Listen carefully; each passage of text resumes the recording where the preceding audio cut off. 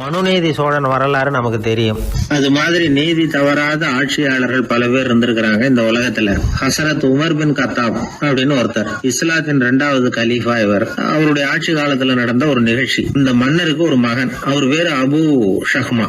அந்த மிசர் நாட்டு கவர்னர் அமர் பின் ஆஸ், அந்த மன்னருடைய மகன் கவர்னர் அவர்களுடைய கவனிப்புல இருந்தார். அந்த சமயத்துல ஒரு நாள் அவர் மதுபானா இருந்தனார். கவர்னருக்கு தெரிஞ்சு போச்சு. அவருக்கு தர்ம சங்கடமா போட்டுது. தவறு செஞ்சது மன்னருடைய மகன். கவர்னர் யோசனை பண்ணார். அவர் மெதுவா தன்னுடைய வீட்டுக்கு அழைச்சிட்டு வந்தார். அதிகமா அவரை கஷ்டப்படுத்தாம ஒரு சின்ன தண்டனை கொடுத்து பிரச்சனையை தீர்த்துட்டார். ஏதோ பேருக்கு ஒரு தண்டனை, அவ்வளவுதான். இது நடந்து கொஞ்ச நாள் கழிச்சு மன்னருக்கு இந்த விஷயம் தெரிஞ்சு போச்சு. தன்னுடைய மகன்கிறதுனால கவர்னர் லேசான தண்டனையோட விட்டுட்டார் அப்படிங்கறத புரிஞ்சுக்கிட்டார். உடனே கவர்னருக்கு தகவல் அனுப்பினார். அமர் பின் ஆஸ் அவர்களே, என்னுடைய மகன் மதுபானம் அருந்தி இருக்கிறான். அது உங்களுக்கு தெரிஞ்ச உடனே தண்டனை கொடுத்திருக்கிறீங்க. கலீஃபாவின் மகன்கிற காரணத்தினால குறைவான தண்டனையை கொடுத்ததாக கேள்விப்படுறேன். இது ஷரியத்தின்படி மாபெரும் குற்றம். உங்களுடைய நடத்தையும் மன்னிக்க கூடியதல்ல.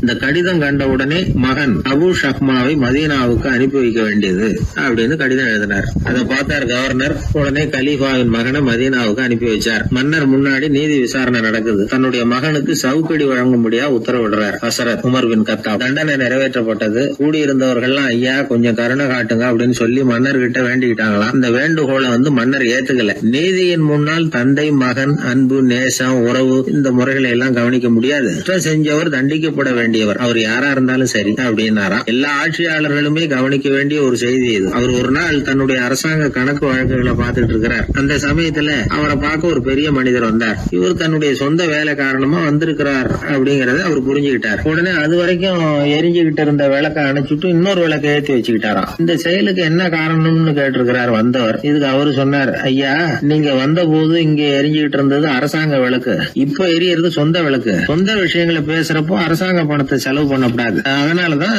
விளக்க மாத்தினேன் அப்படின்னாராம். இப்படி எல்லாம் பல பேர் இந்த உலகத்துல இருந்திருக்கிறாங்க. ஆனா இப்ப எல்லாம் பல பேர் அப்படி இருக்கிறது இல்ல. ஒருத்தர் அப்படிதான் அரசாங்க விஷயங்களை பார்த்துக்கிட்டு உட்கார்ந்து இருக்கிறார். அந்த சமயத்துல ஒரு பெரிய தொழில் அதிபர் அவரை பார்க்க வந்திருக்கிறார். இவரு சடார்னு எழுந்திருச்சு எரிஞ்சுகிட்டு இருந்த விளக்க அணைச்சுட்டார். எங்கும் ஒரே இருட்டு. ஏன் விளக்க அணைச்சுட்டீங்கன்னு கேட்டிருக்கிறார் வந்தவர். இங்க நடக்கிறது மத்தவங்க கண்ணுல பற்றக்கூடாது அப்படிங்கறதுக்காக தான் விளக்க அணைச்சேன். நீங்க கொண்டு வந்திருக்கிறத அப்படி ஒரு ஓரமா வச்சுட்டு போடுங்க, அதுக்கப்புறமா விளக்க போட்டு நான் எடுத்துக்கிறேன் அப்படின்னாராம் இவர். பத்திரிகையில வர்ற செய்திகளை கூட நகைச்சுவை சொல்றது உண்டு.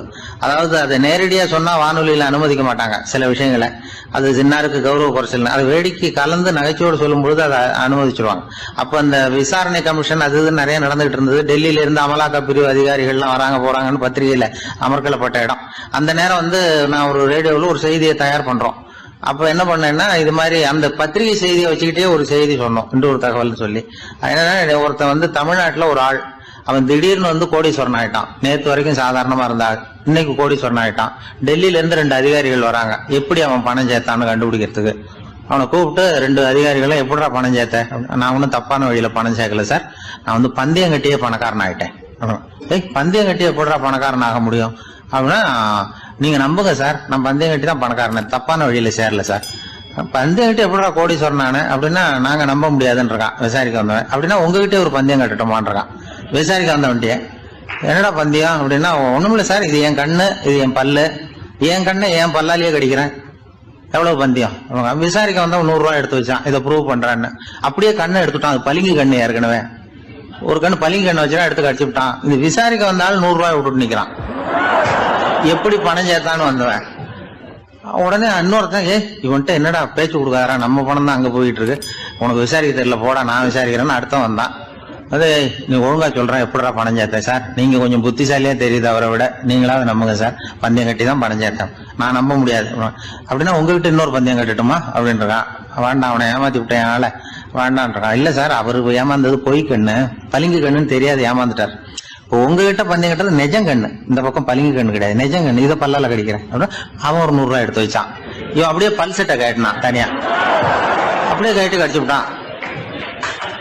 அதையும் விட்டுட்டான். இவன் உடனே 2 பேரும், இவன்கிட்ட பேச பேச நம்ம பணம் தான் அவன்கிட்ட போயிட்டு இருக்கு, இவன் எப்படி பணம் சேர்த்தான்னு கண்டுபிடிக்கிறதுக்கு டெல்லியில இருந்து வந்திருக்கோம், இவன் மேற்கொண்டு பேசாத, பேச பேச பந்தயம் கட்டுவான். திரும்பி போறதுக்கு ரயிலுக்கு டிக்கெட்டு சரியா இருக்கா பாடுறான்றான்.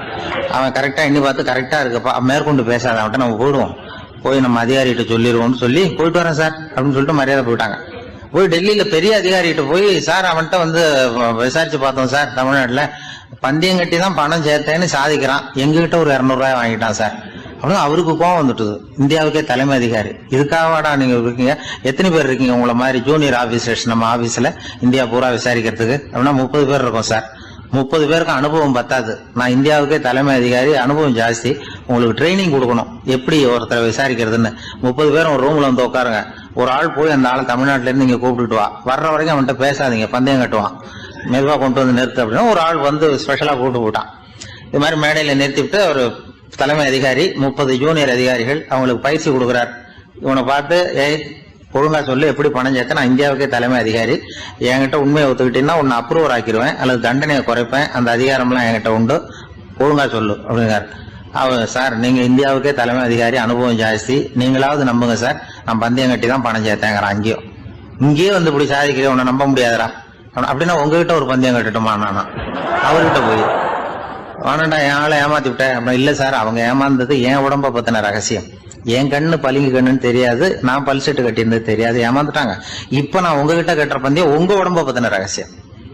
என் உடம்புல என்னடா ரகசியம், முதுகுல, உங்க முதுகுல 1 ரூபா அகலத்துக்கு கருப்பா ஒரு மச்சம் இருக்கு, உண்டா இல்லையானா, இல்லேன்னு தெரியும் அவருக்கு. இல்லடா நேத்து வரைக்கும் இல்ல சார், இப்ப இருக்குது மச்சம் அப்படின்னு உடனே 100 ரூபாய் எடுத்து வச்சார் அவர் தலைமை அதிகாரி. ஒரு 100 ரூபாய் வச்சு சட்டையை கட்டி காட்டுறாரு, மச்சம் இல்ல, இவன் தோத்துட்டான் இங்கிருந்து போனவன். உடனே 200 ரூபாய் எடுத்து வச்சுக்கிட்டு, தோழர்களே இப்படிதான் ஒருத்தரை விசாரிக்கணும், என்கிட்ட இவன் ஏமாந்துட்டான் பாருங்க, துருவி துருவி விசாரிக்கிறதுன்னு சொல்றாங்களே இதுதான் அப்படின்னு விளக்கம் கொடுத்தாரு. அப்போ இவன் மெதுவா ஆரம்பிச்சானா, சார் இந்த பந்தயத்துல உங்களுக்கு 200 ரூபாய் லாபம், ஆனா இதே பந்தயத்துல எனக்கு 2900 ரூபாய் லாபம் சார் அப்படின்றான். என்னடா பண்ண அப்படின்னு கேட்டிருக்காரு. உங்களுக்கு தெரியாம இந்த 30 பேர்கிட்டையும் தனித்தனியா ஒரு பந்தயம் கட்டியிருக்கேன். 30 பேர்கிட்ட என்னடா பந்தயம் கட்டினேன், ஒண்ணும் இல்ல சார், உங்க எல்லாரும் முன்னாடியும் உங்க மேல் அதிகாரியை சட்டையை கேட்ட வைக்கிறேன், உங்களுக்கு பந்தயம் கட்டினேன், போயிட்டு உங்க பூரா எனக்கு 2900 ரூபாய் லாபம். அவரு பார்த்தா அதிர்ச்சி ஆயிட்டாரு. தலைமை, சார் நீங்க போங்க சார் அப்படின்னு சொல்லி ஒரு ஆளை கொண்டு போய், சாரை கொண்டு போய் மரியாதையா பக்கத்து ரூம்ல விட்டுவாங்க, இனிமே அவர்கிட்ட யாரும் பேசாதீங்க வாங்கன்னு சொல்லிவிட்டு, அதுக்கப்புறம் தோழர்களே, இவர் பேச ஆரம்பிச்சார், தோழர்களே இனிமே யாரும் தமிழ்நாட்டு பக்கம் விசாரிக்க போகாதீங்க, நீங்க யாராவது போறதுன்னா மத்திய பிரதேசம், உத்தரப்பிரதேசம், இப்படி எத்தனையோ பிரதேசம் போயிட்டு வாங்க, தமிழ்நாட்டுக்கு மட்டும் போகாதீங்க, ஏன்னா அங்க போனா நம்ம பணத்துக்கு ஆபத்து வந்துருது அப்படின்னு சொன்னாருன்னு. இந்த கதையை ரேடியோல சொன்னேன். இந்த கதையை உண்மை சம்பவமா சொன்னா அனுமதிச்சிருக்க மாட்டாங்க. இந்த நகைச்சுவைக்கு உள்ள மரியாதை என்னன்னா, அது ஒரு கதை மாதிரி உண்டு பண்ணி இப்படி சொன்னதும், இதுல என்ன என்னுடைய விசேஷம்னா, இந்த ஸ்கிரிப்ட வாங்கிட்டு வர சொல்லி மந்திரியினுடைய பிஏ வந்தார். ஒரு மந்திரி அப்ப இருந்தவர், அவர் பிஏ அடிக்கடி வருவார். வந்து இந்த போன நேத்து முந்தா நாள் ரேடியோல சொன்ன அந்த இன்னொரு தகவல் காப்பி ஒண்ணு வாங்கிட்டு வா அப்படி இப்படின்னு கூப்பிடுவார். மேடையில பேசுறதுக்கு எங்களுக்கு தேவை, உபயோகப்படும்னு கேட்பார். அவரு இந்த நிகழ்ச்சி வந்தப்போ உடனே அன்னைக்கு வந்துட்டார் அந்த பிஏ. இன்னைக்கு காலையில சொன்னீங்களே சார், மந்திரி கேட்கிறாரு மேடையில பேசுறதுக்கு அப்படின்னு. நான் அப்பதான் ஆச்சரியப்பட்டேன், பாருங்க இந்த நகைச்சுவைக்கு உள்ள மரியாதை. அவரே கேட்கிறார், சொல்லப்பட்டதே அவரை பத்தி தாங்கிறது தெரியாம அவரே எப்படி சொல்ல, அதுதான் சிரிப்புக்குள்ள மரியாதைங்கிறது. அது யாரை பத்தி சொல்றோமோ அவருக்கு தெரியாம கூட சொல்லலாம் அதை. அப்படி இது உண்மையில நடந்த சம்பவம். அந்த அமைச்சர் இப்ப இல்ல, உயிரோட எல்லாம் இப்ப இருந்து வாங்கிட்டு இருந்தார். ஒரு சன்னியாசி, அவரு ஒரு நாள் ஒரு கனவு கண்டாராம். அந்த கனவுல அவர் சொர்க்கத்துக்கு போறார். அங்க ஒரு பெரிய திருவிழா நடந்துகிட்டு இருக்குது.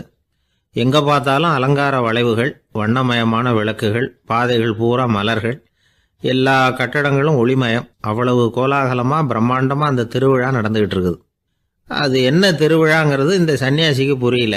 அங்க எதிரில் வந்துகிட்டு இருந்த ஒருத்தரை நிறுத்தி, என்ன விசேஷம் இங்க அப்படின்னு விசாரிச்சாராம். உனக்கு தெரியாத விஷயம், இன்னைக்கு இறைவனுக்கு பிறந்த நாள், அதை தான் எல்லாரும் சேர்ந்து கொண்டாடுறோம். இதுக்காக பிரம்மாண்டமான ஊர்வலம் ஒன்று வரப்போகுது, இறைவனே அந்த ஊர்வலத்தில் கலந்துக்கிறார் அப்படின்னார் அவர். உடனே அந்த சன்னியாசி ஒரு மரத்து நிழலில் ஒதுங்கி நின்றுக்கிட்டார். ஊர்வலம் வந்துக்கிட்டு இருக்குது. முதல்ல ஒரு குதிரை வந்துக்கிட்டு இருக்கு, அது மேலே ஒருத்தர் உட்காந்துருக்கிறார். அவருக்கு பின்னாடி நிறைய பேர் கூட்டமாக வந்துக்கிட்டு இருக்கிறாங்க. இவ்வளவு கூட்டம் இவர் பின்னாடி வருதே, யார் இவர் அப்படின்னு கேட்டார். ஒரு மதத்தின் பெயரை சொல்லி, இவர் அந்த மதத்தின் தலைவர், அவரை பின்பற்றுகிற மக்கள் கூட்டம் பின்னாடி வந்துகிட்டு இருக்குது அப்படின்னு விவரம் சொல்லியிருக்கிறாங்க. இவங்களுக்கு அடுத்தபடியாக இன்னொரு குதிரையில் ஒருத்தர் வந்துக்கிட்டு இருக்கிறார். அவருக்கு பின்னாடி ஏகப்பட்ட கூட்டம். இவர் யாருங்க அப்படின்னு கேட்டிருக்கார் சன்னியாசி. அங்கே இருக்கிறவங்க விவரம் சொல்லியிருக்கிறாங்க. இன்னொரு மதத்தின் பெயரை சொல்லி, இவர் அந்த மதத்தினுடைய தலைவர், அவர் வழியை பின்பற்றுகிறவர்கள் அவர் பின்னாடி கூட்டமாக வந்துக்கிட்டு இருக்கிறாங்க அப்படின்ட்டு இருக்காங்க. இப்படி ஒவ்வொருத்தராக குதிரை மேலே வந்துக்கிட்டே இருக்கிறாங்க. அவங்கள பின்பற்றியும் ஒவ்வொரு கூட்டம் வந்துக்கிட்டே இருக்குது. அந்த பெரிய ஊர்வலம் அது பாட்டுக்கு போய்கிட்டு இருக்குது. கடைசியாக அது முடிஞ்சது ரொம்ப நேரம் கழித்து. அதுக்கப்புறம் கொஞ்சம் நேரம் கழித்து ஒரு வயசான ஆள் குதிரை மேலே வந்துக்கிட்டு இருக்கிறார். ஆனால் அவருக்கு பின்னாடி யாருமே இல்லை. அவர் பரிதாபமாக தனியாக வந்துக்கிட்டு இருக்கிறார். அவர் அந்த ஊர்வலத்தை சேர்ந்தவரா இல்லையாங்கிறதே தெரியல. இவர் யார், இவர் ஏன் இப்படி தனியாக வந்துக்கிட்டு இருக்கிறார் அப்படின்னு கேட்டிருக்கார் அந்த சன்னியாசி. என்னது இப்படி கேட்குறீங்க? இவர் தான் கடவுள், இவருக்காக தான் இன்றைக்கி இந்த ஊர்வலமே நடக்குது, இவருக்கு தான் இன்றைக்கி பிறந்த நாள், முன்னாடி போகிற ஊர்வலம் பூரா இவருடைய பிறந்த நாளை கொண்டாடுறதுக்காக தான் அப்படின்ட்டுருக்காங்க. இதை கேட்டதும் அந்த சன்னியாசிக்கு திடுக்குன்னு தூக்கி போட்டிருக்கு. இது வரைக்கும் கனவு கண்டுகிட்டு இருந்தவர் முடிச்சுக்கிட்டார். அதுக்கப்புறம் தான் யோசித்து பார்த்துருக்கார். உண்மைதான், மக்கள் எல்லாரும் வந்து பக்தி மார்க்கத்தில் போகிறதா நினச்சிக்கிட்டு பாதை மாறி போய்கிட்டு இருக்கிறாங்க. கடவுளை பின்பற்றுவதாக நினைக்கிறாங்க பக்தர்கள். ஆனால் கடவுளுக்கு பின்னாடி யாருமே இல்லை. இன்னமும் இயல்பாக இதை பற்றி யோசித்து பார்த்தா உண்மைக்கு பின்னாடி தான் நான் போய்கிட்டு இருக்கேன் அப்படின்னு நிறைய பேர் சொல்கிறாங்க. ஆனால் அந்த உண்மை வந்து அனாதையாக போய்கிட்டு இருக்குது. அப்படி ஆயிட்டுது உலகம். இந்த காலத்துலேயும் ஒரு ஊர்வலம், ஒரு பெரிய மனுஷருக்கு பிறந்த நாள் விழா. அவர் குதிரை மேலே ஏறி முன்னாடி போய்கிட்டு இருக்கிறார். அவருக்கு பின்னாடி ஒரு 100 பேர் தொண்டர்கள் அவங்க பாட்டுக்கு போகிறாங்க. எல்லாம் பணம் கொடுத்து ஏற்பாடு பண்ணவங்க. எல்லாம் பணம் வாங்கிட்டு முன்னாடி போயிட்டு இருக்கிறாங்க. கொஞ்சம் தூரம் நடந்ததும் கால் வலிக்க ஆரம்பிச்சுட்டுது. ஒவ்வொருத்தரும் அப்படியே ஒதுங்க ஆரம்பிச்சிட்டாங்க. அதான் முன்னாடியே பணம் கிடச்சிட்டுதே, இனிமேல் ஒதுங்கினா என்னன்னு ஒதுங்கிட்டாங்க. ஒரு கட்டத்தில் குதிரையில் போகிறவர் தற்செயலாக திரும்பி பார்க்குறாரு. பின்னாடி யாருமே இல்லை, எல்லோரும் ஓடி போயிட்டாங்க. ஒரே ஒரு ஆள் மட்டும் ரொம்ப விசுவாசமாக பின்னாடி நடந்து வந்துக்கிட்டு இருந்தான்.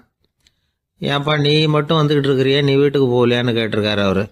நீங்கள் அந்த குதிரையையும் அதுக்குள்ள வாடகை பணத்தையும் கொடுத்துட்டீங்கன்னா நானும் போயிடுவேன் அப்படின்னு நானும். இந்த ஆள் கங்கை கரை தோட்டம் பக்கத்தில் ஒரு ஆசிரமம், அங்கே ஒரு பெரியவர் தங்கி இருக்கிறார். அவர் தான் ராமகிருஷ்ண பரமஹம்சர். அந்த ஆசிரமம் இருந்த இடம் கரக்பூர். வங்காளத்தில் பொதுவாக எல்லாரும் மீன் சாப்பிட்றது உண்டு. கங்கையில் குளிச்சுட்டு கையில் ஒரு மீனோடு வர்றது வழக்கம். இவர் இருக்கிற இடத்துக்கு கங்கையில் படகு வழியாக வரணும். அப்படி தான் எல்லோரும் வருவாங்க. வர்றவங்கள ஒன்று கூட்டி ஆன்மீக விஷயங்களை பற்றி பேசிக்கிட்டு இருப்பார். ஒவ்வொரு நாள் ஒவ்வொருத்தர் நகரத்துக்கு போகணும். வரும்பொழுது மீன் கொண்டுகிட்டு வரணும். அதுக்கு ஒரு அட்டவணையே உண்டு ஆசிரமத்தில். அது பிரகாரம் ஒரு நாள் சுவாமி யோகானந்தர் படகில் போனார். படகை செலுத்தினவங்க ராமகிருஷ்ணரையும் சுவாமி யோகானந்தரையும் மற்றவங்களையும் பித்தர்கள் அப்படின்னு சொல்லி ஏளனமாக பேசினாங்க. அவங்க என்ன பைத்தியம் பிடிச்சவங்க அப்படிங்கிறது மாதிரி. சுவாமி யோகானந்தருக்கு ரொம்ப மென்மையான இதயம். இவங்க இப்படி கண்ணாபின்னான்னு பேசுகிறத பார்த்தா மீனை வாங்கிட்டு திரும்புகிறப்போ என்ன நடக்குமோ அப்படிங்கிற பயம் வேறு வந்துட்டுது அவருக்கு. அவ்வளவு மென்மையானவர். இதை தெரிஞ்சுக்கிட்ட ராமகிருஷ்ணர் யோகானந்தா இங்கே வா அப்படின்னு கூப்பிட்டார். இவர் கண்ணீரை தொடச்சிக்கிட்டே கிட்ட போனார். சொன்னார், ஐயா, படகு ஓட்டுறவங்க உங்களை பற்றி மோசமாக பேசுகிறாங்க. என்ன திட்டினா பரவாயில்ல, ஆனால் உங்களை அவங்க திட்டுறாங்க, அதை என்னால் தாங்கிக்க முடியல அப்படின்னார். இதை கேட்டதும் ராமகிருஷ்ணருக்கு கோபம் வந்துட்டு தான். என்னது, உன்னுடைய குருவை பற்றி அவங்க மோசமாக பேசும்பொழுது நீ சும்மா இருந்தியா? வெளியில் போ அப்படின்னு விட்டார். குரு நிந்தனை செய்கிறப்போ அதை கேட்டுக்கிட்டு சும்மா இருக்கலாமா? குரு நிந்தனையை கேட்டால் பாவம் இல்லையா? என்னை தூற்றும் போது அவங்க வந்து பாவம் செய்கிறாங்க, அதை கேட்டுக்கிட்டு நீ சும்மா இருந்தால் நீயும் பாவம் செய்கிற அப்படின்னாராம். அடுத்த நாள் சுவாமி நிரஞ்சனானந்தர் போக வேண்டிய நாள். இவர் படகுல போகும்பொழுதும் அதே மாதிரி நடந்துதான். அவங்க மோசமாக பேச ஆரம்பித்தாங்க, திட்ட ஆரம்பித்தாங்க. அப்படி கேலி பண்ண ஒருத்தனை இவர் என்ன பண்ணார், பலார்னு கன்னத்தில் அரைஞ்சிட்டார். இன்னொருத்தனை கங்கையில் தூக்கி எறியறதுக்கும் தயாராகிட்டார். அதுக்கப்புறம் அவங்க யாரும் வாயை திறக்கலை. மீன் வாங்கிட்டு வர்றப்பவும் படகுல ஒரே அமைதி. அவ்வளவு பயம் அவங்களுக்கு. ராமகிருஷ்ணர் கூப்பிட்டு விசாரித்தார் என்ன நடந்ததுன்னு. இவர் சொன்னார், அவர் யோகானந்தா போகும்பொழுது என்ன நடந்ததோ அப்படியே தான் இப்போவும் நடந்தது. குரு நிந்தனை செய்கிறத கேட்டுக்கிட்டு நான் சும்மா இருப்பேனா?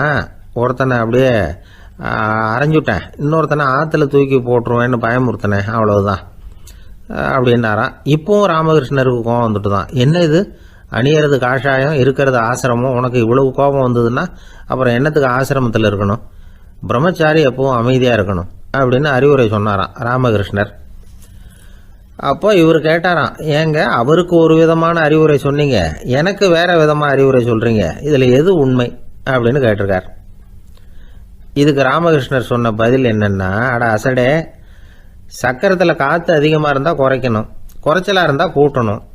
அவன் சாது, அவனுக்கு அதிக உணர்ச்சி தேவை, உனக்கு படபடப்பு அதிகம், உனக்கு பொறுமை தேவை அப்படின்னாராம். இதில் உள்ள கருத்து என்னென்னா, கல்விங்கிறது எப்படின்னா அதை சூழ்நிலைக்கு தகுந்த மாதிரி கற்பிக்கணும். எல்லாருக்கும் ஒரே மாதிரி கற்பிக்கக்கூடாது. கேட்குற ஒரு தகுதி, புரிஞ்சுக்கிற திறமை, இதை பொறுத்து கல்வி அமையணும். ஆரம்ப காலத்தில் ஒரு குரு, அப்போ ஒரு சீடன் இருந்தான். அது வேடிக்கையான குரு, வேடிக்கையான சீடன். ஒரு ஆசிரமம். ஒரு நாள் ஒருத்தன் அவசரமாக அந்த குருவை தேடி வந்திருக்கிறான். என்ன விஷயம்னு விசாரித்தார் குரு. உங்கள் சீடர் என்னை அடிச்சுட்டார் அப்படின்னு புகார் பண்ணானா அந்த ஆள். குரு சீடனை கூப்பிட்டார். அடிச்சியா இந்த ஆளை அப்படின்னு கேட்டாராம். ஆமான் இருக்கான் சீடன். ஏன் அடிச்சே அப்படின்னு கேட்டாராம். இந்த ஆள் உங்களை பற்றி மட்டமாக பேசிவிட்டான், என்னால் அதை தாங்கிக்க முடியல, அதனால தான் அடிச்சுட்டேன்ருக்கான். அப்படி என்ன பேசினா அப்படின்னு கேட்டாராம்.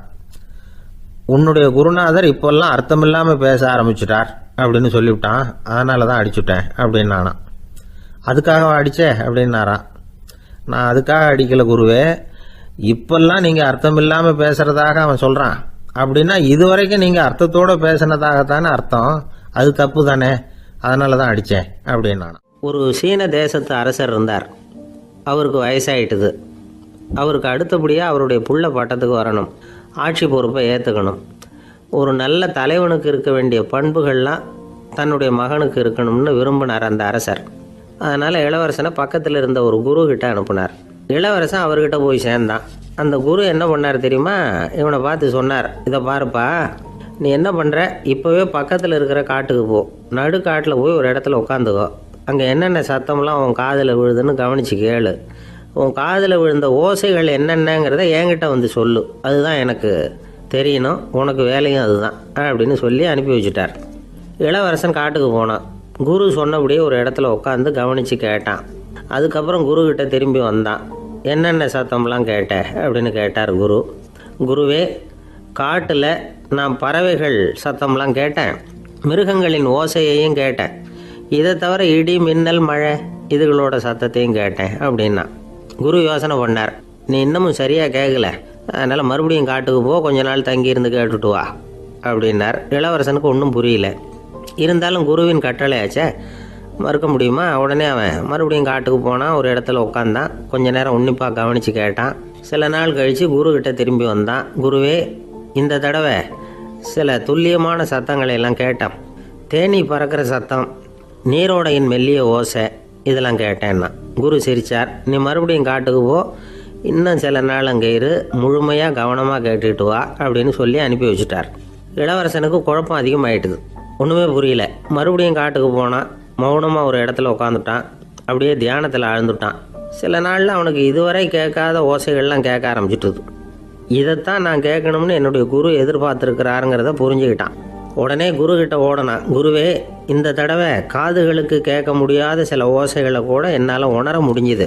பூ மலருகிற ஓசை, சூரியனால் பூமி சூடாகிறப்போ எழுகிற ஓசை, காலை பனித்துளி இந்த புல்லுலாம் குடிக்கிற ஓசை, இது எல்லாம் என்னால் நல்லா கேட்க முடிஞ்சுது அப்படின்னா.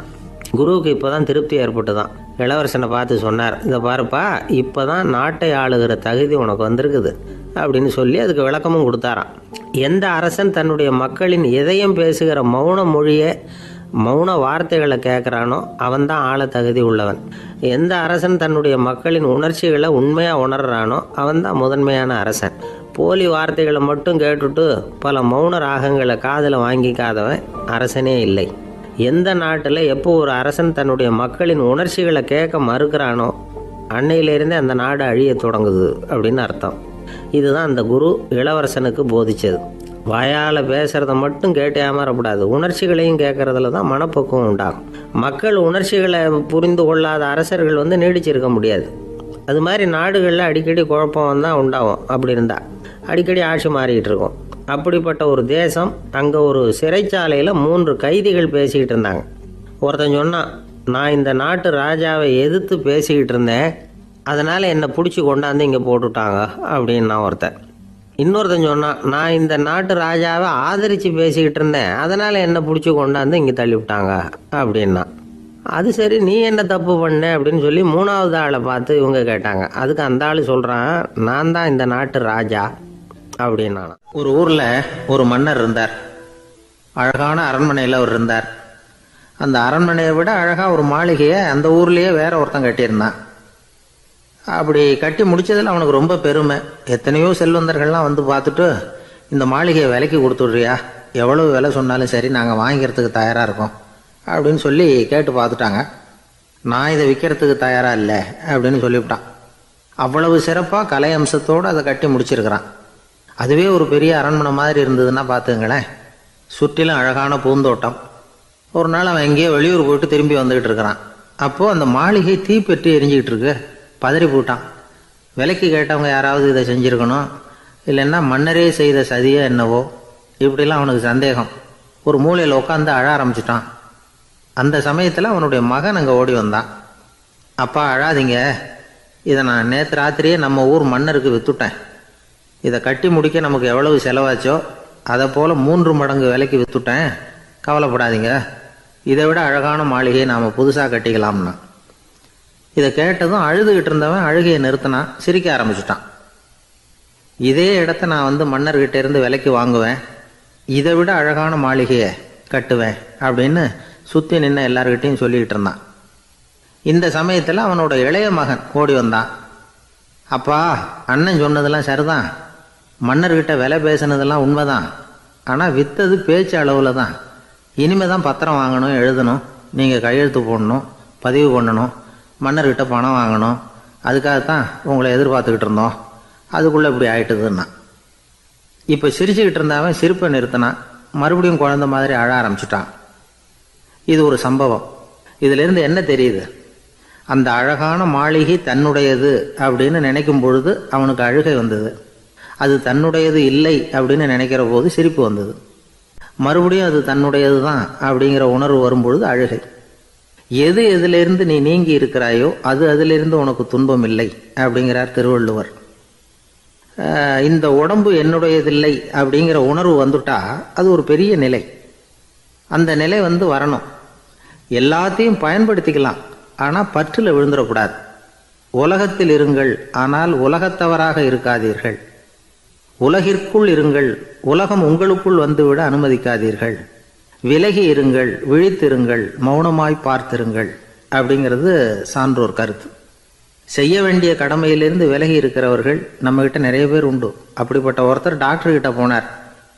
டாக்டர், நான் ஒரு கவர்மெண்ட் ஆஃபீஸில் வேலை பார்க்குறேன், எனக்கு ஒரே அசதியாக இருக்குது, என்னை சோதிச்சு பாருங்கள், ஆலோசனை சொல்லுங்கள் ஏதாவதுன்னார். டாக்டர் அவரை பரிசோதனை பண்ணி பார்த்துட்டு சொன்னார், இதோ பாரு, உனக்கு இப்போ தேவைப்படுறது முழு ஓய்வு. நீ எவ்வளவு சீக்கிரமாக ஆஃபீஸுக்கு போறியோ அவ்வளவுக்கு உனக்கு நல்லது அப்படின்னாராம். ஒரே ஒரு ஊரில் ஒரு ராஜா இருந்தாராம். அவர் நிறைய சம்பாதிக்கணும்னு திட்டம் போட்டார். தனக்காக சம்பாதிக்கணும்னு நினைக்கல, தன்னுடைய நாட்டுக்காக சம்பாதிக்கணும் அப்படின்னு நினைச்சார். அரசாங்க கருவூலத்தில் கையிருப்பு குறைச்சலாக இருந்தது. மக்கள்கிட்ட வரி விதிச்சாகணும், வேற வழி இல்லை. ஆனாலும் அந்த ராஜா மக்கள் கஷ்டப்படக்கூடாது அப்படின்னு நினைக்கிறவர். மக்கள் வரியையும் கட்டணும், அதே நேரத்தில் அவங்க சிரமப்படவும் கூடாது. இதுக்கு தகுந்த மாதிரி ஒரு திட்டம் போட்டார். அது பிரகாரம் என்ன பண்ணார்னா, அந்த நாட்டில் ஒரு 3 பெரிய குளங்களை தோண்டினார். அது நிறைய தண்ணீரை நிரப்புனார். அதுக்கப்புறம் எங்கேயோ தேடி பிடிச்சி 3 விதமான மீன்களை கொண்டுகிட்டு வந்தார். அந்த 3 குளங்கள்லையும் விட்டார். அதை ஒவ்வொரு குளத்துலேயும் ஒவ்வொரு விதமான மீன்கள். அந்த மீன்களுக்கு அபூர்வமான ஒரு சக்தி உண்டு.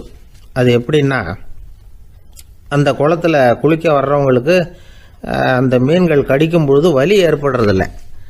அதுக்கு பதிலாக மகிழ்ச்சி நிறைந்த ஒரு இனிமையான உணர்வை அவங்க அனுபவிச்சாங்க. அது எப்படின்னா, இந்த முதல் குளத்தில் இருந்த மீன்களால் கடிக்கப்படும் பொழுது ஒரு விதமான இன்ப மயக்கத்தில் திளைச்சிருக்கிறது மாதிரி உணர்வு. இந்த 2வது குளம் இருக்க, அதில் இருக்கிற மீன் கடிச்சதுன்னு வைங்க, மக்களுக்கு எப்படி இருக்கும்னா, கால்களே தரையில் படாமல் அப்படியே ஆகாயத்தில் மிதக்கிறது மாதிரி ஒரு உணர்வு, அதை அனுபவிக்கிறாங்க. 3வது குளத்தில் இருக்கிற மீன் கடிச்சதுன்னா அவங்கெல்லாம் அப்படியே கோடீஸ்வரராக மாறிட்டதாக ஒரு உணர்வு, அதை அவங்களால அனுபவிக்க முடியுது. இப்படி ஒரு அபூர்வமான மீன் அது, அந்த 3 வகை. இப்படி இருந்தால் மக்கள் அந்த குளங்களில் குளிக்கிறதுக்கு ஆசைப்படாமல் இருப்பாங்களா? அதனால் கூட்டம் கூட்டமாக அலமோத ஆரம்பிச்சிட்டாங்க.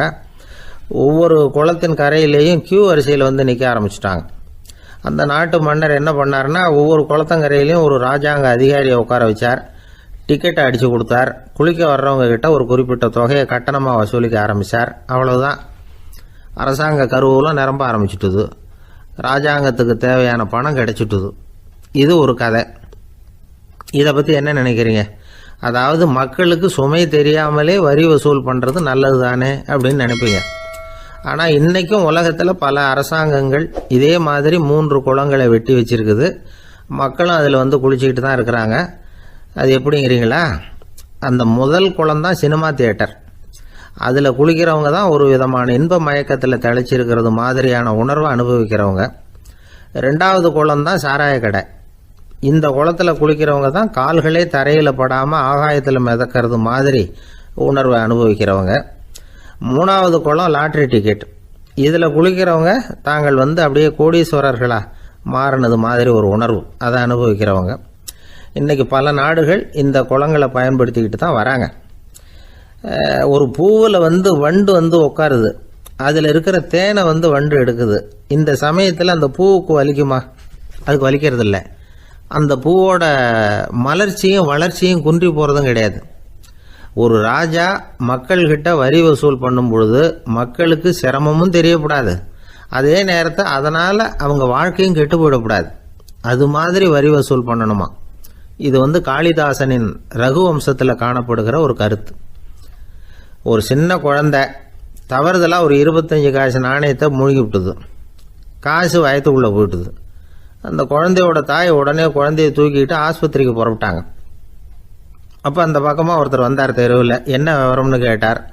இவங்க சொன்னாங்க, குழந்தை காசை முழுங்கிட்டுது, அதுதான் அவசரமாக ஆஸ்பத்திரிக்கு தூக்கிட்டு ஓடுறேன் அப்படின்னாங்க.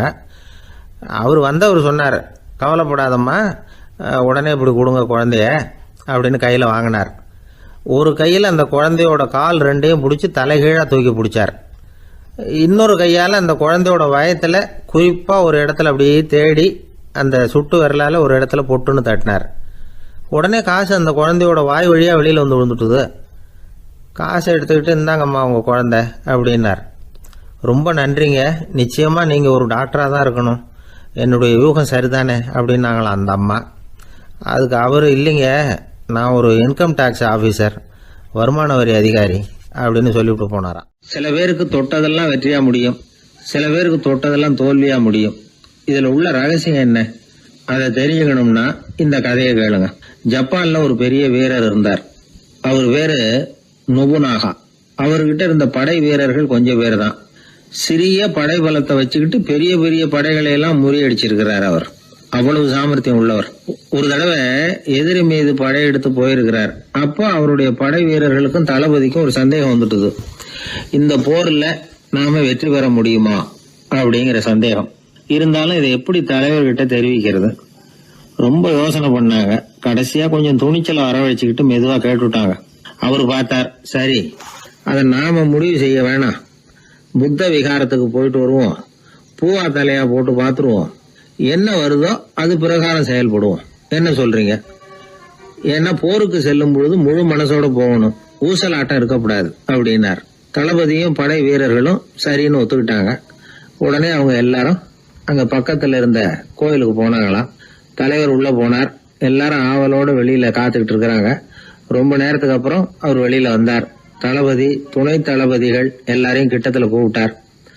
அவங்க முன்னிலையில ஒரு தங்க காசை எடுத்தார். இத பாருங்க, இப்ப பூவா தலையா போட்டு பாத்துருவோம். பூ வந்தா தோத்துருவோம், தலை வந்தா ஜெயிச்சிருவோம். அதனால பூ விழுந்தா போர் வேணாம், அதை தவிர்த்துருவோம். தலை விழுந்ததுன்னா போருக்கு போவோம். விதி இப்போ நம்ம கையில தான் இருக்கு. இங்க என்ன தீர்ப்பு கிடைக்குதோ அது பிரகாரம் நடப்போம் அப்படின்னு சொல்லிவிட்டு தங்க காசு சுண்டி போட்டார். அது அப்படியே சுழன்று மேல போய் கணீர்னு தரையில வந்து விழுந்தது. எல்லாரும் ஆவலோடு அதை குனிஞ்சி பாக்குறாங்க. தலை விழுந்திருக்குது. ஒரே மகிழ்ச்சி, ஆரவாரம். அதுக்கப்புறம் அவங்களுக்கு சந்தேகம் வரவே இல்லை. அப்படியே உறுதியான ஒரு முடிவோட போருக்கு போனாங்க. வெற்றியோட திரும்பி வந்தாங்க. வெற்றி விழா நடக்குது. தளபதி பேசுறார். இந்த வெற்றியை காசுதான் முடிவு பண்ணுச்சு, அதனால விதியை வெல்ல யாரால முடியும் அப்படின்னார். சொல்லிவிட்டு உட்கார்ந்தார். அப்போ அந்த தலைவர் தன்கிட்ட இருந்த அந்த தங்க காசை எடுத்து ரகசியமா தளபதி கிட்ட கொடுத்தாராம். தளபதி அதை வாங்கி பாக்குறாரு. அந்த நாணயத்துல 2 பக்கமும் தலை தான் இருக்குது. இதுல இருந்து என்ன தெரியுதுன்னா, வெற்றியின் ரகசியம் என்னன்னா மன உறுதி தான். எதை செஞ்சாலும் மனக்குழப்பம் இருக்கக்கூடாது. எண்ணி துணிக கருமம், இது வள்ளுவர் வாக்கு. பரீட்சை ரிசல்ட் வர்ற சமயம் ஒரு பையன் ஒரு காசை சுண்டி போட்டு தலையா பூவா பாத்துக்கிட்டு இருந்தான். என்னப்பா பாஸா ஃபெயிலா பாக்குறியா அப்படின்னு கேட்டாங்க. பரீட்சை ரிசல்ட்டை பொறுத்த வரைக்கும் எனக்கு சந்தேகம் இல்லை சார் அப்படின்னா. அப்புறம் எதுக்கு இது அப்படின்னு கேட்டாங்க. ரிசல்ட் வந்த பிறகு எங்க அப்பா என்னை திட்டுறதோட விட்டுருவாரா இல்ல அடிப்பாரா அப்படிங்கறத தெரிஞ்சுக்கிறதுக்காக இது அப்படின்னு. ஒரு திருடன் ஒரு வீட்டுல போய் திருடணும்னு திட்டம் போட்டான். இருட்டுனதும் போய் திருடணும். ஆனா ராத்திரி ஆனா வாசல் கதவை சாத்தி உள்பக்கம் தாழ்பால் போட்டுருவாங்களே, என்ன பண்றது, எப்படி வீட்டுக்குள்ள போறது? இவன் யோசனை பண்ண ஒரு முடிவுக்கு வந்தான். சரி, பகல் நேரத்திலேயே யாருக்கும் தெரியாம அந்த வீட்டுக்குள்ள நுழைஞ்சிருவோம், அங்க போய் எங்கேயாவது ஒளிஞ்சுக்குவோம், இருட்டுற வரைக்கும் பேசாம இருப்போம், ராத்திரி எல்லாரும் தூங்கினதுக்கு அப்புறம் நைஸா போய் பீரோவை திறந்து இருக்கிறது பூரா எடுத்துக்கிட்டு ஓடியாந்துடலாம் அப்படின்னு திட்டம் போட்டான். அதே மாதிரி ஒரு நாள் மத்தியானத்துக்கு மேல அந்த வீட்டுக்காரன் எங்கேயோ வெளியில புறப்பட்டு போனான். வீட்டுக்கார அம்மா அடுப்பங்கரையில என்னவோ சமைச்சுக்கிட்டு இருந்தாங்க. திருடன் பார்த்தான். இதுதான் சமயம்னு அந்த வீட்டுக்குள்ள மெதுவா நுழைஞ்சிட்டான். எங்க ஒளியலாம்னு பார்த்தா வலது பக்கம் ஒரு ரூம் இருந்தது. அங்க போனான். அங்க ஒரு படுக்கை அறை, அங்க ஒரு பெரிய கட்டில் இருந்தது. அதுக்கு அடியில போய் பதுங்கிட்டான். இருட்டுனது நம்ம வேலையை ஆரம்பிக்கலாம், அது வரைக்கும் பொறுமையா இருக்கணும் அப்படின்னு சொல்லி பேசாம வாயை மூடிட்டு கம்முன்னு இருக்கிறான்.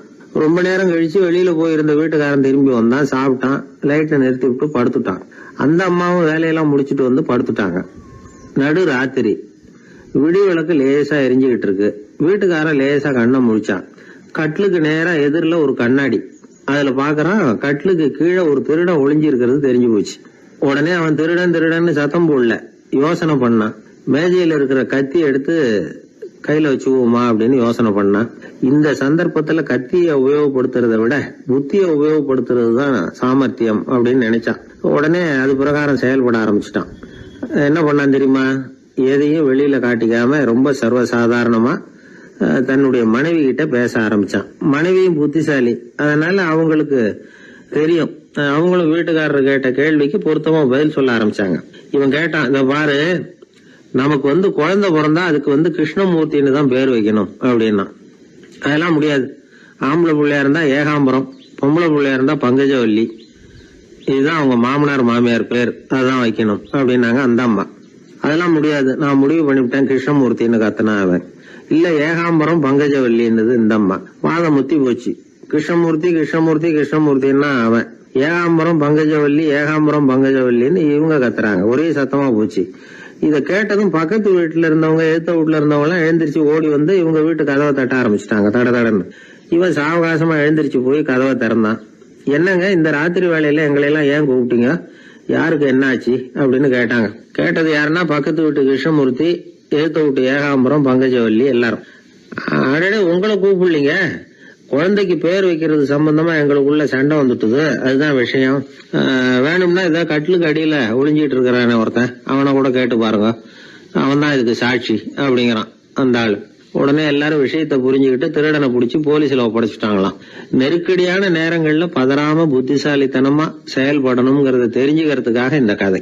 புத்திசாலித்தனமா செயல்படுற ஒரு குடும்ப தலைவி இருக்காங்க. அவங்க என்ன செய்வாங்க தெரியுமா? எல்லாரும் ராத்திரி ஆனா வீட்டை உள்பக்கமா பூட்டி விட்டு தானே படுப்பாங்க. ஆனா அந்த அம்மா என்ன பண்ணுவாங்கன்னா, வீட்டை வெளிப்பக்கமா ஒரு பூட்டு போட்டு பூட்டி விடுவாங்க. எழுத்த வீட்டுக்காரங்க கிட்ட சொல்லி தினமும் இப்படி பூட்டி விட சொல்றது பழக்கம். ஏங்க அப்படி செய்யறீங்க, திருடன் சுலபமா உள்ளே வந்துடக்கூடாதுங்கிறதுக்காகவா அப்படின்னு கேட்டாங்க. இல்லைங்க, சுலபமா வெளியில போயிடக்கூடாதுங்கிறதுக்காக அப்படின்னாங்க. என்னங்க சொல்றீங்க அப்படின்னு கேட்டாங்க. ஆமாங்க, இவருக்கு அந்த பழக்கம் உண்டு அப்படின்னு தன்னுடைய வீட்டுக்காரரை காட்டினாங்க. பக்கத்து வீடுகள் பத்திரமா இருக்கணுங்கிறதுக்காக தன்னுடைய வீட்டை பூட்டி வைக்கிறது ஒரு பெரிய விஷயம் தானே. நாட்டில் நல்லவங்க ஒருத்தர் 2 பேர் இருக்கிறதுனால தாங்க மழையே பெய்யுது அப்படின்னு சொல்றது உண்டு. நல்லார் ஒருவர் உளரேல் அவர் பொருட்டு எல்லாருக்கும் பெய்யும் மழை. சில சமயம் ரொம்ப பேர் திடீர்னு நல்லவங்களா ஆயிடுவாங்க போல இருக்கு. அதனால தான் விடாமல் பேய் மழையாக கொட்டி தீர்த்துடுது. எல்லாரும் நல்லவங்களாயிட்டா உலகமே தாங்காது போல இருக்க. அப்பப்போ ஒருத்தர் 2 பேர் நல்லவங்களாகணும். அப்போ தான் சீராக மழை பெய்யும். மாதத்துக்கு 3 பேர் நல்லவங்களானா மாதம் மும்மாரி பொழியும். இதெல்லாம் வேடிக்கை பேச்சு. இப்போ இதெல்லாம் ஒரு பக்கம் இருக்கட்டும். இப்போ விஷயத்துக்கு வருவோம். ஒரு கும்பலில் நல்லவன் யார் அப்படிங்கிறத எப்படி கண்டுபிடிக்கிறது? இதுக்கு ஒரு வேடிக்கை கதை உண்டு. என்னுடைய நண்பர் ஒருத்தருக்கு அவங்க பாட்டியம்மா சொன்ன கதையும் அது. அது என்ன கதைன்னா, ஒரு ஊரில் ஒரு சமயம் பலமான மழை பெய்ய ஆரம்பிச்சுட்டு தான். இடி மின்னல் ரொம்ப கடுமையாக இருந்திருக்குது. ஆரம்பித்த மழை வர வர கடுமையாகிட்டு இருக்குதே தவிர நிற்கிற பாடாக தெரியல. ஊர் ஜனங்கள்லாம் பார்த்தாங்க. இதுக்கு மேலேயும் வீட்டு உள்ள இருந்தால் ஆபத்துங்கிறத புரிஞ்சுக்கிட்டாங்க. ஏன்னா வீடெல்லாம் இடிஞ்சு விழுந்துருமோங்கிற பயம்.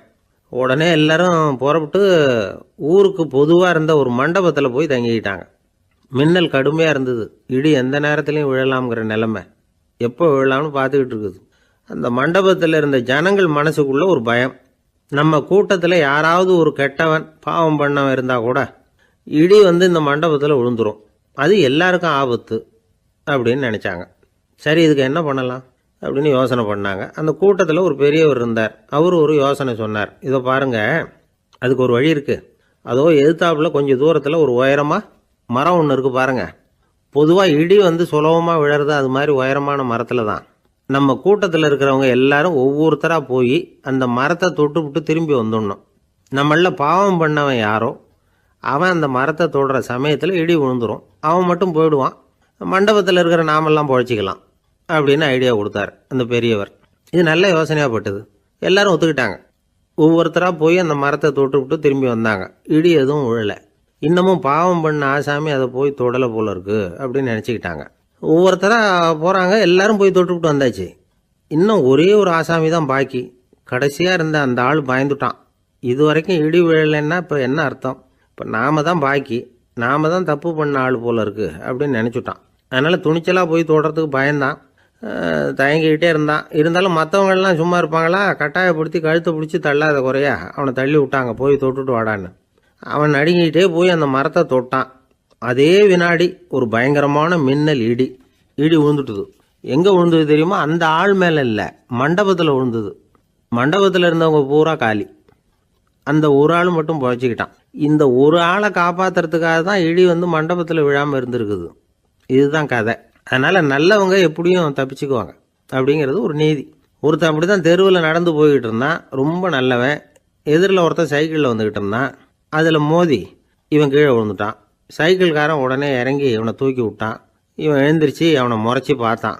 அப்படி பார்க்காதீங்க சார், நீங்கள் ரொம்ப புண்ணியம் பண்ணியிருக்கீங்க, அதுதான் இப்போ சைக்கிளில் மோதிக்கிட்டீங்க அப்படின்றான். என்ன அப்படி சொல்கிறேன் நான்? இவன் 10 நிமிஷத்துக்கு முன்னாடி நான் லாரி ஓட்டிகிட்டு வந்தேன், அப்போ நீங்கள் எதிரில் வந்திருந்தீங்கன்னா என்ன ஆயிருக்கும் அப்படின்னானா அவன். வாழ்க்கையில் சில சந்தர்ப்பங்களில் நாம் சில அவமானங்களை சந்திச்சே தீர வேண்டியிருக்கு. என்ன பண்ணுறது, காலம் அப்படி. அவமானப்படுறவங்க உடனே அடங்கி போய்டுறது தான் உலக வழக்கம். அவமானப்பட்டால் உடனே சீறி எழறவங்களும் உண்டு. ஆனால் அதையே ஒரு சவாலாக எடுத்துக்கிட்டு முன்னுக்கு வர்றவங்களும் சில பேர் இருக்கிறாங்க. அவங்க ரொம்ப அபூர்வம். இன்றைக்கி மனோதத்துவ நிபுணர்கள்லாம் என்ன சொல்கிறாங்க தெரியுமா? அவமானப்பட்டுட்டா உடனே அடங்கி போயிடக்கூடாதான். அதையே ஒரு சவாலாக எடுத்துக்கிட்டு மனசில் ஒரு வைராக்கியத்தோடு முயற்சி பண்ணினா வாழ்க்கையில் எல்லாரும் முன்னேறலாமா. அவமானங்கிறத நாம் வைராக்கியமாக மாற்றிக்கணும். அதுதான் வெற்றிக்கு வழி. ராமர் இந்த பூமியில் பிறந்ததே ஒரு வைராக்கியத்தினால தான் சார் அப்படின்னார் ஒருத்தர். எப்படிங்க அது அப்படின்னு கேட்டேன். அவர் சொன்னார், தசரதருக்கு ராமர் குழந்தையாக பிறக்கணும், அப்போ தான் இங்கே இருக்கிற கஷ்டங்கள்லாம் நீங்கும் அப்படின்னு சர்வ லோகமும் எதிர்பார்த்துக்கிட்டு இருக்குது. ஆனால் அவர் எப்போ பிறப்பார் அப்படின்னு யாருக்கும் தெரியல. அந்த காரியம் சீக்கிரம் நடக்கணுமே, அதுக்கு என்ன பண்ணுறது? நாரதர் வந்தார் ஒரு நாள் தசரதரை தேடி. தசரதா, உனக்கு ஒரு செய்தி தெரியுமான்னு ஆரம்பித்தார். அவர் எப்பவும் இப்படித்தானே ஆரம்பிக்கிறது வழக்கம். என்ன விஷயம்னு கேட்டார் தசரதர். தசரதா, நீ அடிக்கடி உன்னோட தேரில் ஏறிக்கிட்டு தேவலோகத்துக்கு போகிற, அங்கே போகிற வர்ற எல்லாம் பண்ணிகிட்ருக்க, எல்லாம் சரி. தேவலோகத்துலேயும் உன்னை நல்லபடியாக தான் வரவேற்கிறாங்க. தேவேந்திரன் உன்னை பிரியமாக அழைச்சிட்டு போய் தன்னுடைய அரியாசனத்திலேயே தனக்கு பக்கத்திலேயே உட்கார வைக்கிறான். நீயும் சந்தோஷமாக உட்காந்து பேசிவிட்டு வந்துடுற. ஆனால் நீ இங்கே வந்ததுக்கு அப்புறம் அங்கே என்ன நடக்குது தெரியுமா உனக்கு அப்படின்னாரான் நாரதர். என்ன நடக்குது எனக்கு ஒன்றும் தெரியலையே அப்படின்னாரான் தசரதர். நாரதர்கிட்ட வந்து கிட்டத்தில் வந்து கேட்டிருக்கார், கொஞ்சம் சொல்லுங்கள் என்னது அப்படின்னு. அவர் ஒரு நெருங்கி வந்தாராம் நாரதரும். மெதுவாக அவர் காதோட காதாக சொன்னாராம். அதாவது நம்ம பாஷையில் சொல்லப்போனால் பற்ற வைக்கிறார். நீ அங்கே தேவேந்திரங்கிட்ட உட்காந்து பேசிவிட்டு வந்த பிறகு நீ அங்கே உட்காந்துருந்த அரியாசனத்தை தண்ணி ஊற்றி கழுவி சுத்தப்படுத்துகிறாங்க. நீ என்ன அந்த அளவுக்கு சுத்தம் இல்லாத ஆளா, தினம் குளிக்காமையாக இருக்கிற அப்படின்னாராம். தசரதருக்கு இது ரொம்ப அவமானமாக போயிட்டுது. அப்படியே செய்கிறாங்க அப்படின்னாராம். ஆமாம், நீ வேணும்னா நான் சொல்கிறது உண்மையா இல்லையா அப்படின்னு சோதனை பண்ணி பார்த்துக்கோ அப்படின்னாராம் நாரதர். உடனே தசரதர் இதுக்காகவே புறப்பட்டு தேவலோகம் போனார்.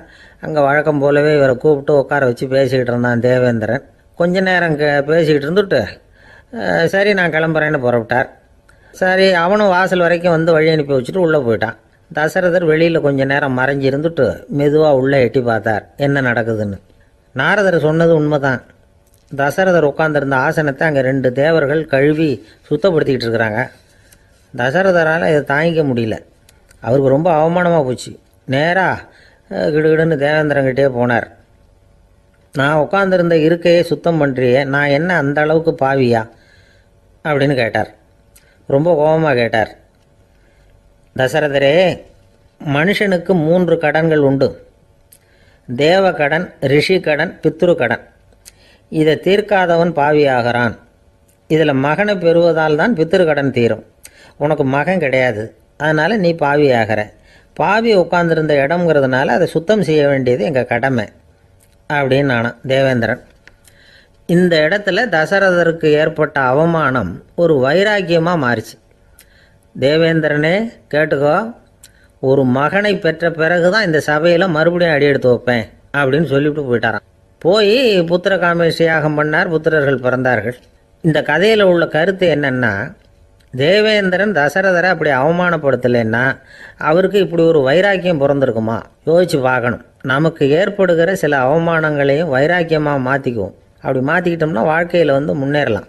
நம்ம ஆளுங்க சில பேர் அவமானத்தை வந்து வைராக்கியமாக மாற்றிக்கிறது எப்படி தெரியுமா? நம்மக்கிட்ட ஒரு பையன் சொன்னான், எங்கள் அப்பா என்னை எல்லாருக்கும் முன்னாடி வச்சு திட்டிவிட்டார், பொறுப்பு இல்லாமல் ஊர் சுற்றுறேன்னு சொல்லி அவமானப்படுத்தி விட்டார்.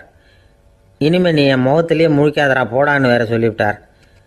எனக்கு ரோஷம் வந்துட்டுது. அந்த அவமானத்தை வைராக்கியமாக மாற்றிக்கிட்டேன். அன்னையிலேருந்து அவர் முகத்திலேயே முழிக்கிறது இல்லை அப்படின்னா. அப்படியான்னு கேட்டோம். ஆமாங்க, அவர் வீட்டில் இல்லாத நேரமாக பார்த்து உள்ளே சமையல் கட்டுக்கு போய் சாப்பிட்டுட்டு நைஸாக வெளியில் வந்துடுவேன் அப்படிங்கிறான் அவன். எனக்கு அதிர்ஷ்டமே இல்லை சார் அப்படின்னார் ஒருத்தர். ஏன் அப்படி சொல்கிறீங்கன்னு கேட்டோம். வியாபாரம் பண்ணலாம்னு ஒரு கடை வச்சேன். வேண்டியப்பட்டவங்க கூட என் கடையில் வந்து எதுவும் வாங்க மாட்டேங்கிறான். எல்லாரும் அடுத்த கடைக்கு தான் போகிறான் அப்படின்னு சொல்லி ரொம்ப அழுத்துக்கிட்டார். இதுக்கு போய் அதிர்ஷ்டம் இல்லைன்னு சொல்லாதீங்க. வாடிக்கையாளர்களை வந்து கவர்றது எப்படிங்கிறது உங்களுக்கு தெரியல, அதுதான் குறை அப்படின்னும். சார், உங்களுக்கு தெரிஞ்ச அந்த ரகசியத்தை எனக்கும் கொஞ்சம் சொல்லி கொடுங்களேன் அப்படின்னார். சரி, உங்கள் காதை இப்படி கொடுங்க அப்படின்னு சொல்லி அது சம்பந்தமாக பெரிய வல்லுநர்கள் சொல்லியிருக்கிற கருத்துக்களை அவர்கிட்ட சொல்ல ஆரம்பித்தோம். அதாவது இந்த வாடிக்கையாளர்களை கவர்றதுக்கு வல்லுநர்கள் பல ஆலோசனைகளை ஏற்கனவே சொல்லி வச்சிருக்கிறாங்க. அது சம்பந்தமாக அனுபவப்பட்டவங்க, அதை தெரிஞ்சு வச்சுக்கணும். அதாவது கடை வச்சிருக்கிறவங்க எல்லாரும் இதை கொஞ்சம் காதில் வாங்கி வச்சுக்கணும். எதை இப்போ சொல்ல போகிறத. எப்பவும் பணத்தை சம்பாதிக்கிறதுலேயே குறியாக இருக்கக்கூடாதான். அதை விட முக்கியமாக நீங்கள் சம்பாதிக்க வேண்டியது வாடிக்கையாளர்களுடைய மன நிறைவு. வர்றவங்க திருப்தியோடு போகணும், அது முக்கியம். அதில் கவனமாக இருக்கணும். கடைக்கு வர்ற ஒருத்தர் ஏதாவது ஒரு குறை சொல்கிறாருன்னு வச்சுங்க, அதை வந்து அலட்சியப்படுத்தக்கூடாது. ரொம்ப அக்கறையோடு அதை காது கொடுத்து கேட்கணும். அப்படியா சார், அதை நான் அவசியம் கவனிக்கிறேன் அப்படின்னு சொல்லணும். ஒருத்தர் வரார், சார் நேற்றுக்கு உங்கள் கடையில் இதை நான் வாங்கிட்டு போனேன், வீட்டில் இது வேணான்னு சொல்லிவிட்டாங்க, அது திருப்பி கொடுக்கறதுக்காக தான் வந்திருக்கிறேன் அப்படின்னு சொல்லி திருப்பி கொடுக்குறார். உடனே நீங்கள் வந்து முகம் சுளிக்கக்கூடாது, எரிச்சல் படக்கூடாது. வழக்கம் போல் நிதானமாக முகம் அலர்ச்சியோடு அதை திருப்பி வாங்கிக்கணும். இவ்வளவு ரூபாய்க்கு சாமான் வாங்கினா இந்த ஸ்பூன் அன்பளிப்பு, இப்படி ஏதாவது கொடுக்கலாம். பண்டிகை காலங்கள்லேயும் பொருள்கள் வாங்குறவங்களுக்கு இப்படி ஏதாவது பொருத்தமாக ஒரு அன்பளிப்பு கொடுக்கலாம். நீங்கள் கொடுக்கறது ஒரு சர்வசாதாரணமான பொருளாக இருந்தால் கூட அது வாங்குற ஒரு மனசில் ஒரு மகிழ்ச்சியை ஏற்படுத்தும். எதுவும் உங்களால் கொடுக்க முடியலன்னா உங்கள் முகம் நிறைஞ்ச சிரிப்பையாவது கொடுங்க, அது போதும். உங்கள் கடையில் இல்லாத ஒரு பொருளை வாடிக்கையாளர் வந்து கேட்குறார். உடனே இல்லைன்னு முகத்தில் அடித்தது மாதிரி சொல்லிடக்கூடாது. கொஞ்சம் உட்காருங்க சார் அப்படின்னு சொல்லி உங்கள் பணியாளர் யாரையாவது அனுப்பி வெளியிலேருந்து வாங்கிட்டு வர சொல்லி அவர்கிட்ட கொடுக்கலாம். சில பேர் உங்கள் கடைக்கு வரும்பொழுது அவங்க வீட்டு குழந்தைகளையும் கூப்பிட்டுக்கிட்டு வர்றாங்கன்னு வைங்க. நீங்கள் என்ன செய்யணும்னா அந்த குழந்தைகளை முதல்ல கவனிக்கணும்.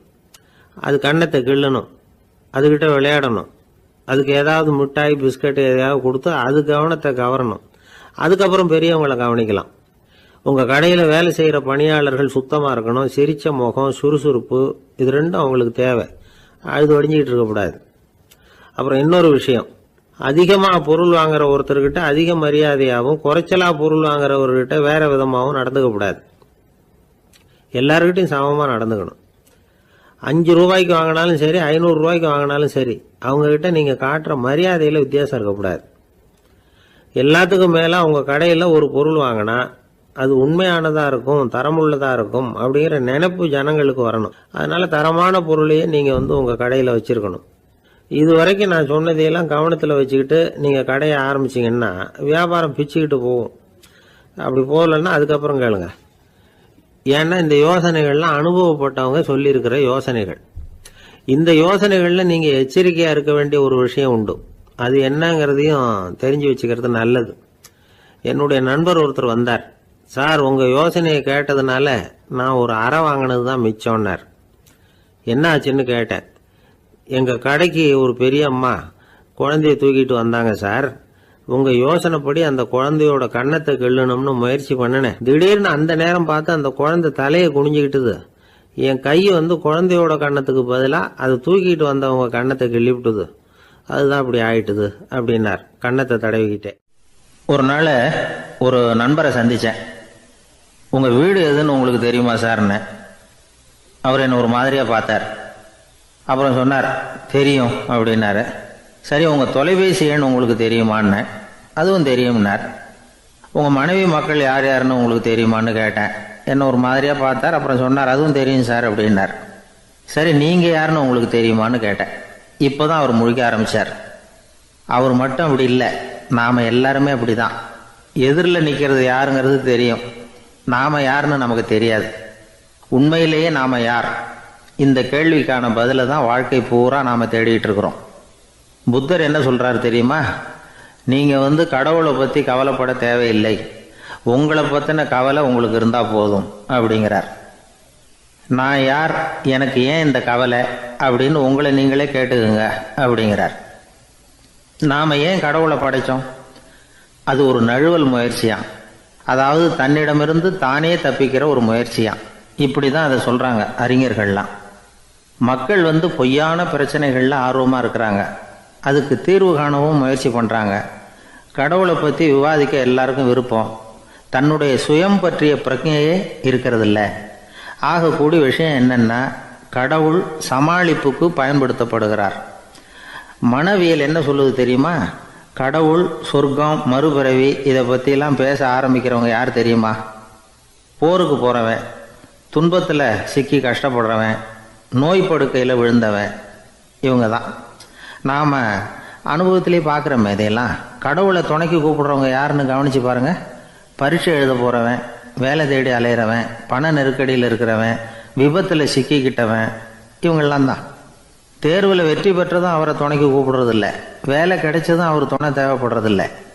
ஏன் இப்படி? கொஞ்சம் யோசனை பண்ணி பாருங்கள். துன்பம் வருகிற போது அந்த துன்பத்தை தவிர்க்க வேண்டிய நிலையில் அதிலிருந்து நழுவி போகிறதுக்காக பிரார்த்தனை தேவைப்படுது. எல்லாம் நல்லபடியாக நடக்கிறப்போ பிரார்த்தனை செய்யறதில்ல. புத்தருடைய வழி என்ன தெரியுமா? அந்த வழியில் கடவுளும் கிடையாது, பிரார்த்தனையும் கிடையாது. புத்தர் செய்தது இதைத்தான். அதாவது கடவுள்கிட்ட இருந்து மனிதனையும், மனிதன்கிட்ட இருந்து கடவுளையும் அவர் விடுவித்தார். புத்த மதம் என்ன சொல்லுது தெரியுமா? கடவுள் பிரச்சனை அல்ல, மனிதன்தான் உண்மையான பிரச்சனை அப்படின்னு சொல்லுது. உங்களை நீங்கள் நல்லா தெரிஞ்சுக்கிட்டா போதும், நீங்களே கடவுள் ஆயிடுவீங்க அப்படிங்கிறது தான் புத்த மதம். அதனால் நமக்கு தேவை உள்முக பயணம். நான் யார் அப்படிங்கிற கேள்வியோட உள்ளே போகணும். அங்கே போனால் தான் தெரியும் நான் அப்படின்னு அங்கே யாருமே இல்லைங்கிறது. இதெல்லாம் புத்தர் சொல்லுகிற ஒரு தத்துவம். தத்துவம்னு சொன்னாவே நமக்கெல்லாம் அதை புரிஞ்சுக்கிறது கஷ்டம்தான். நம்ம பொறுத்த வரைக்கும் தத்துவங்கிறதுல 2 வகை உண்டு. ஒன்று தத்துவம், இன்னொன்று மகா தத்துவம். தத்துவம்னா என்ன தெரியுமா? கேட்குறவங்களுக்கு புரியப்படாது, அதுதான் தத்துவம். மகா தத்துவம் என்னன்னா சொல்கிறவங்களுக்கும் புரியப்படாது. அந்த வகையில் பார்த்தா இன்று ஒரு தகவலும் ஒரு மகா தத்துவம் தான். ஒரு காடு, நல்ல மரம்லாம் செழிச்சு இருந்தது. அப்படிப்பட்ட காட்டில் ஒரு சாது இருந்தார். அவர் எப்படின்னா எப்பவும் ஒரு மரத்தடியில் உட்காந்துருப்பார். ஏன்னா அவருடைய இருப்பிடமே அதுதான். அவர் என்ன பண்ணுவார், 3 கல் வச்சுருந்தார். செங்கல் மாதிரி இருக்கும், ஆனால் அதை விட கொஞ்சம் பெருசாக இருக்கும்.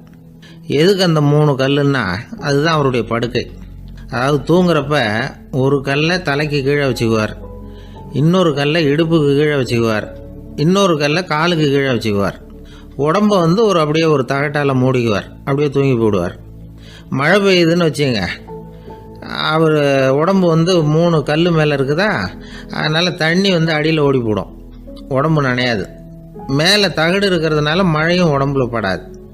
அவர் தூக்கமும் கிடாது, நிம்மதியாக தூங்குவார். பகலில் அந்த 3 கல்லையும் ஒரு சேர ஒரு அடுப்பு மாதிரி வச்சு அது மேலே உட்காந்துக்குவார். அதனால் பாம்பு பூச்சி எதுவும் அவரை தொந்தரவு பண்ணுறதில்ல, அது பாட்டுக்கு நடந்து போயிடும். அவர் பாட்டுக்கு நிம்மதியாக இருப்பார். யாராவது எதையாவது கொண்டுகிட்டு கொடுத்தா அதை வாங்கி சாப்பிடுவார், அவ்வளவுதான். ஒரு நாள் அந்த நாட்டு அரசன் காட்டுக்கு வேட்டையாட வந்தான். அந்த வழியாக வந்தப்போ இந்த சாது படுத்துருக்கிறத பார்த்தான், பரிதாபப்பட்டான். ஐயோ பாவம், இவர் இப்படி இந்த கல் மேலே உடம்ப வச்சுக்கிட்டு தூங்குறாரு, என்ன பாடுபடுவார். இவரை நாம் அரண்மனைக்கு அழைச்சிட்டு போய் சுகமாக நிம்மதியாக இருக்கிறதுக்கு வழி செஞ்சு கொடுப்போம், அது ரொம்ப நல்லாயிருக்கும் அப்படின்னு நினச்சான். அப்படி நினச்சிக்கிட்டே அரண்மனைக்கு வந்துட்டான். அதுக்கப்புறம் ஒரு பல்லக்கையும் 2 சேவகர்களையும் காட்டுக்கு அனுப்பி அந்த சாதுவை மெதுவாக இங்கே அழைச்சிட்டு வந்துடுங்க அப்படின்னு சொல்லி அனுப்பி வச்சான்.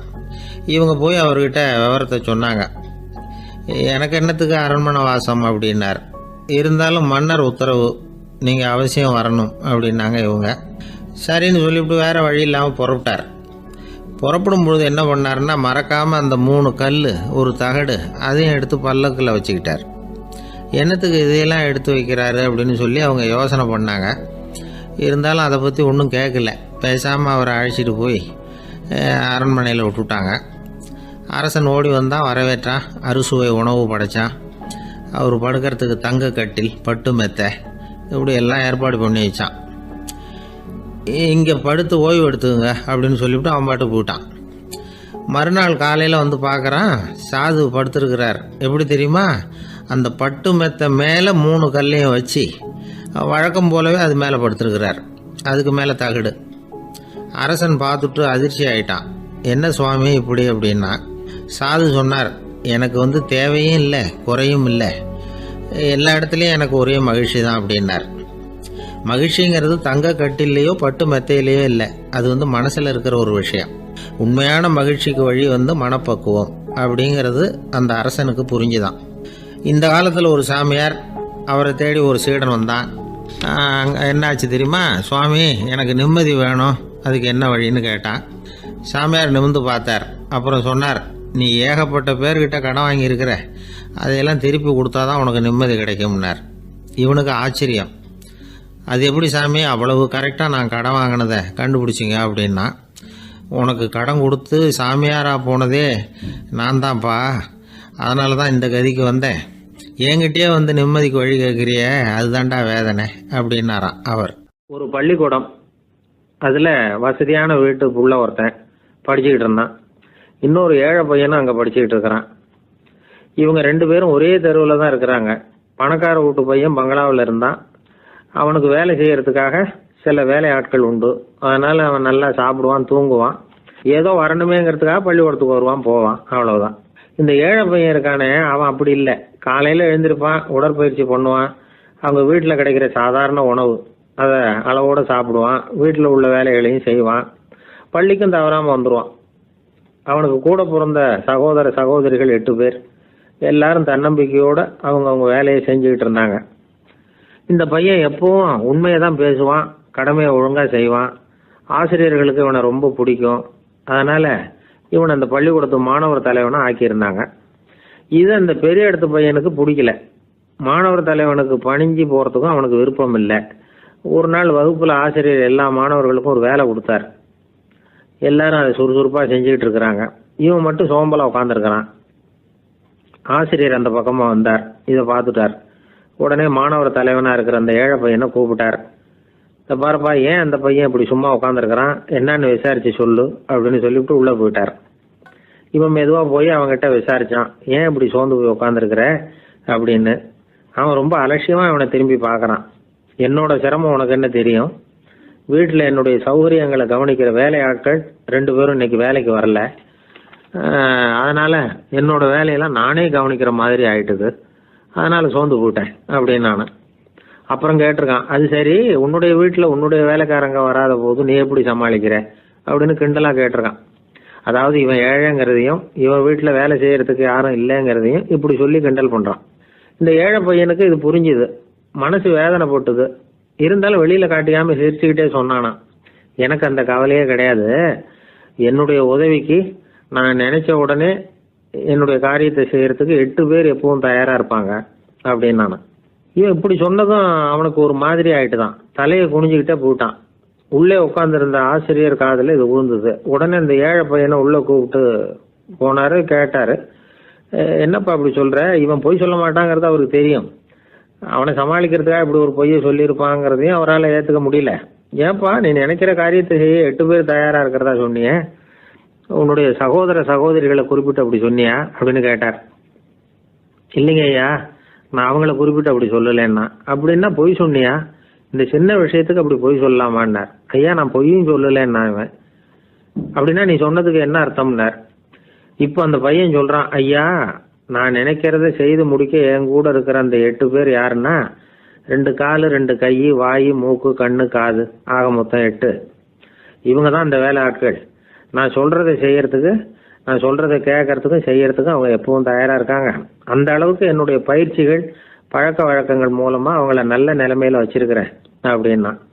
இந்த கதையை சுவாமி சின்மயானந்தர் சொல்றது வழக்கம். இயற்கை நமக்கு கொடுத்திருக்கிற வேலையாட்கள் இந்த 8, இவங்களை நல்ல முறையில வச்சிருந்து வேலை வாங்க வேண்டியது நம்முடைய கடமை. அந்த கடமையை ஒழுங்கா செஞ்சுக்கிட்டு வந்தா வாழ்க்கையில வெற்றி நிச்சயம். இல்லைன்னா குழப்பம்தான். புத்தி சரியா இல்லைன்னா இந்த வேலையாட்கள் நாம சொல்றதை கேட்க மாட்டாங்க. ஒருத்தன் குடி போதையில தள்ளாடி போய் ஒரு மரத்துல முட்டிக்கிட்டானான். தலையில கட்டு போட்டுக்கிட்டு மறுநாள் வந்திருக்கான். ஏன்டா இப்படி பண்றேன்னு கேட்டிருக்காங்க. நான் ஒதுங்கி போன்னு தான் சொன்னேன், அது கேட்கல அப்படின்றான். எது கேட்கல? உன்னோட காலா அப்படின்னு கேட்டிருக்காங்க. இல்லைங்க, அந்த மரம் அப்படின்னு நான். எப்படின்னா, ஒரு 600 வருஷத்துக்கு முன்னாடி மனுஷனுக்கு இருந்த நெருக்கடி இருக்கு பாருங்க.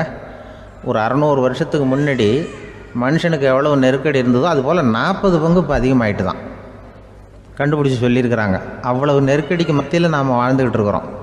ஒரு 600 வருஷத்துக்கு முன்னாடி என் தலையில் 1 கிலோ வச்சுக்கிட்டு நின்னேன்னு வைங்க, இப்போ 40 கிலோ வச்சுக்கிட்டு நிற்கிறேன். அப்படி ஒவ்வொரு மனுஷனுக்கும் வாழ்க்கையில் நெருக்கடி அதிகமாக போச்சு. இப்போ இந்த நெருக்கடியில் முன்னாடிலாம் யாரோ ஒருத்தர் தான் தியானம் பண்ணுவாங்க. தியானம்னா ஒருத்தர் 2 பேர் காட்டுக்கு போய் தியானம் பண்ணிகிட்டு இருப்பாங்க 600 வருஷத்துக்கு முன்னாடி. இப்போ வீட்டுக்கு வீடு தியானம் நடக்குது. ஏன்னா அந்தளவுக்கு வாழ்க்கையில் ஒரு நிம்மதி வேணும் அப்படின்னு சொல்லி பண்ணிட்டாங்க. அதுக்கு தான் இயற்கை கொடுத்துருக்கிற ஒரு இயற்கையான வைத்தியம்தான் சிரிப்புங்கிறது. இதை பற்றி பெரியவங்கள்லாம் இப்போ ஆராய்ச்சி பண்ணிகிட்டு இருக்கிறாங்க. சிரிப்புங்கிறது நாம் பிறந்து ஒரு 6 மாதத்தில் தான் முதல் தடவையாக விவரமாக சிரிக்க ஆரம்பிக்கிறோமா.